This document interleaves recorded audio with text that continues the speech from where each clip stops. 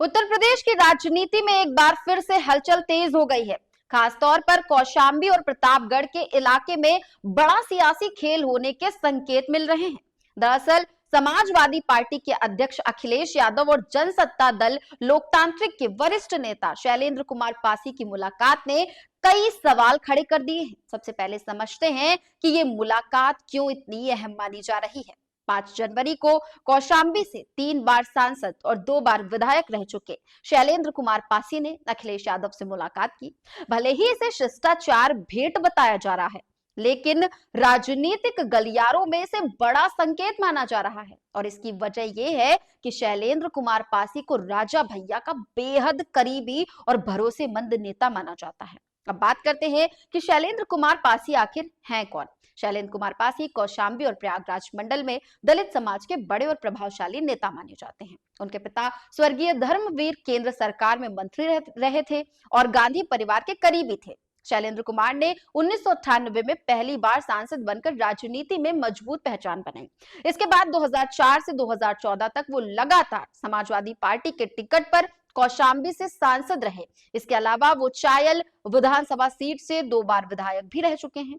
हालांकि 2014 के लोकसभा चुनाव में हार के बाद उन्होंने राजा भैया की पार्टी जनसत्ता दल लोकतांत्रिक का दामन थाम लिया, लेकिन 2019 में वहां से भी उन्हें चुनावी सफलता नहीं मिली। इसी बीच अब उनकी अखिलेश यादव से मुलाकात ने नए राजनीतिक समीकरणों को जन्म दे दिया है। अब सवाल उठता है कि अखिलेश यादव की रणनीति आखिर है क्या। दरअसल चायल विधानसभा सीट इस वक्त समाजवादी पार्टी के लिए बेहद अहम हो गई है। यहां से सपा विधायक पूजा पाल ने राज्यसभा चुनाव के दौरान बगावत कर बीजेपी का साथ दे दिया था। इसके बाद सपा ने उन्हें पार्टी से बाहर कर दिया।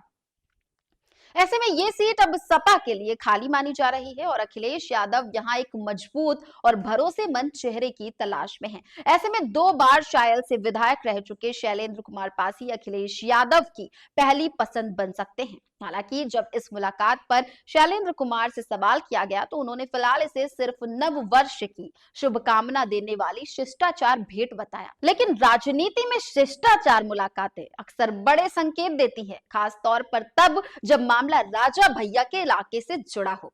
अखिलेश यादव और राजा भैया के बीच की कड़वाहट किसी से छिपी नहीं है। कुंडा को लेकर दोनों के बीच पहले भी तीखी बयानबाजी हो चुकी है।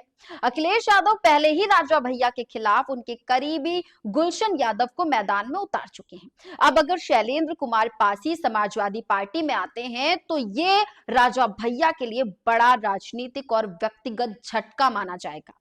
इससे न सिर्फ जनसत्ता दल लोकतांत्रिक कमजोर होगा, बल्कि कौशाम्बी और प्रतापगढ़ में सपा की स्थिति और भी मजबूत हो जाएगी।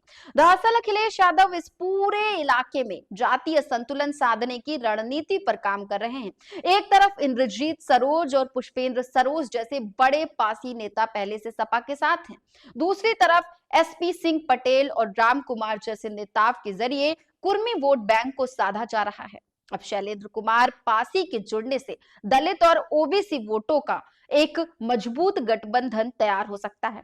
ऐसे में आने वाले चुनावों में राजा भैया और एनडीए दोनों के लिए ये चुनौती और मुश्किल बढ़ा सकता है। अब देखना यह होगा कि ये मुलाकात सिर्फ शिष्टाचार तक सीमित रहती है या फिर जल्द ही कौशाम्बी की राजनीति में कोई बड़ा धमाका देखने को मिलता है।